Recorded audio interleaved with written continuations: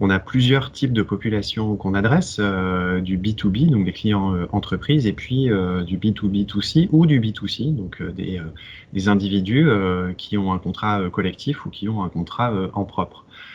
Donc ça nous oblige à adapter en fait nos modes d'interaction. Pour faire ça, on a mis en place plein de choses, hein. Quand tu m'as posé la question, je me suis repenché sur ce qui avait été fait et finalement, il y a pas mal de choses qui ont été faites.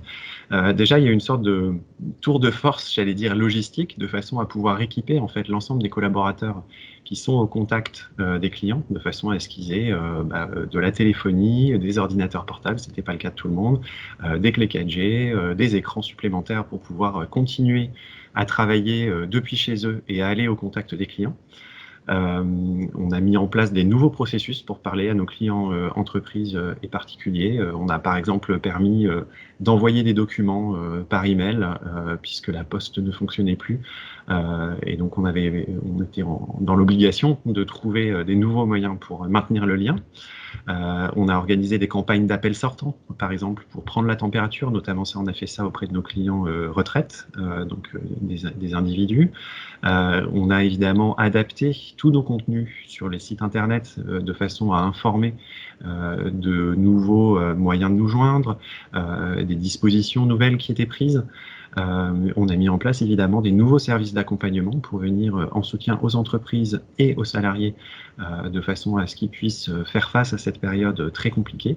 On a aussi débloqué des sommes assez importantes pour pouvoir soutenir en fait des pans entiers de l'économie, hein, notamment avec la branche hôtel, café, restaurant. Donc on a fait beaucoup de choses et je te remercie de m'avoir donné l'occasion de revenir là-dessus.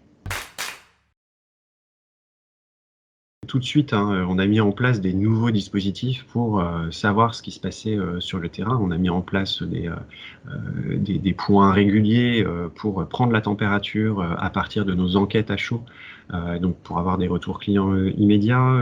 On avait aussi toute la partie analyse, web analytics de fréquentation de nos sites.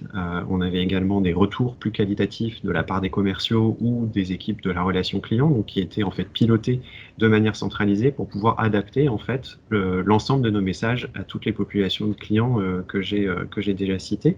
Et la manière dont ça s'est traduit, c'est évidemment des ajustements de contenu notamment, hein, par exemple sur les FAQ qui étaient remises à jour très périodiquement sur notre site, et puis changer aussi. Au début, c'était quelque chose qui était à plat et qu'on a ensuite mis sous forme de robot.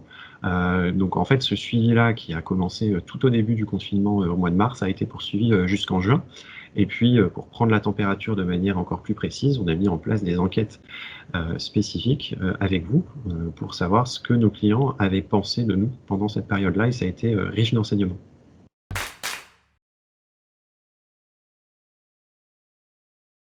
Je pense que c'est vraiment, en fait, une nouvelle manière de travailler. En fait, aujourd'hui, on sait qu'on peut maintenir nos capacités de traitement en fait des appels et des sollicitations de nos clients, que les collaborateurs soient au bureau ou qu'ils soient chez eux avec les bons équipements. Donc c'est vraiment une nouvelle manière de s'organiser, une nouvelle manière de travailler en plus en interne avec des outils de communication qui étaient peut-être pas aussi répandus avant le confinement. Donc ça, c'est quelque chose qu'on va vraiment pérenniser, évidemment, hein. On peut dire qu'on avait eu une sorte de répétition générale avec les grèves en région parisienne, mais là, vraiment, je pense que ça va être ancré dans les mœurs.